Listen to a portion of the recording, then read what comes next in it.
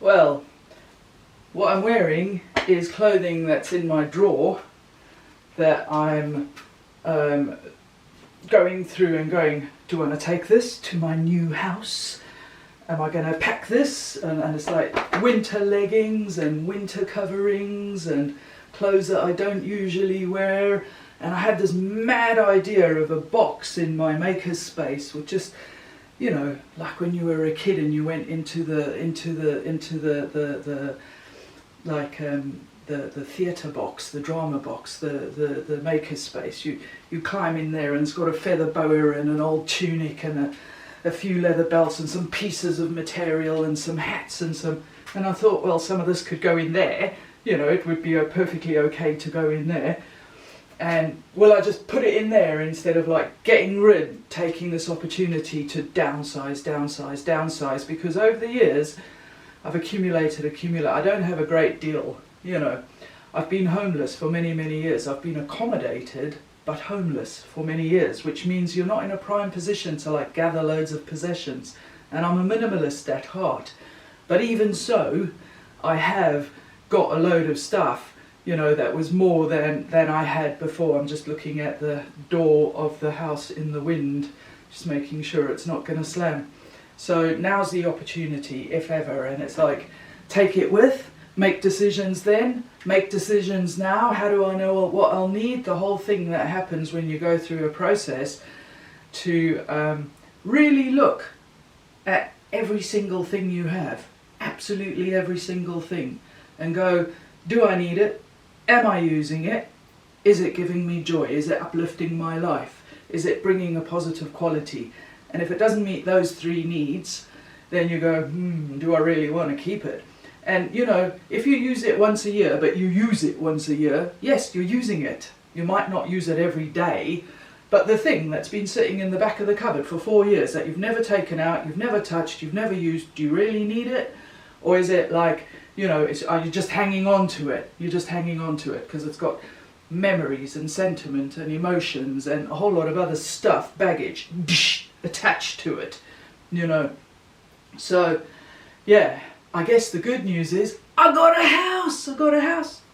I signed on a tenancy and I'm really excited. I really am. And I'm also like, mind blown, because it's 5.5 years and now here it is. And, you know, you're in a situation that lasts for a long time. You never know when it's going to end. It's a tricky situation. It causes a lot of distress. It's hard to carry. You've been carrying it. Now it's going to end. And it hasn't yet. That gap between when you know something's going to happen and when it actually happens. And being able to process everything that arises there, because everything that you've been not able to process in the past time, of duration, where you've undergone stuff that's been really hard to experience and process, you know, all of that stuff is coming up where you didn't feel like you could process it for whatever reasons. People have like millions of reasons for why they can't simply be with whatever is arising inside themselves as a consequence of what they're experiencing. It's like, wow, you know, so millions of reasons. But there comes time where life presents a trigger and stuff comes up. So this is one of them, at the end of a transition point, or at the start, middle, duration, beginning, whatever, a transition point. This is what was happening.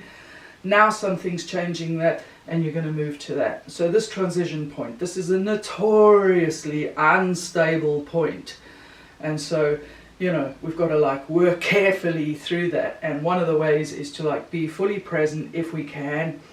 And the other is to address every element. So for me, that means I'm going to move house. I need to move every single item I own from one place to another place.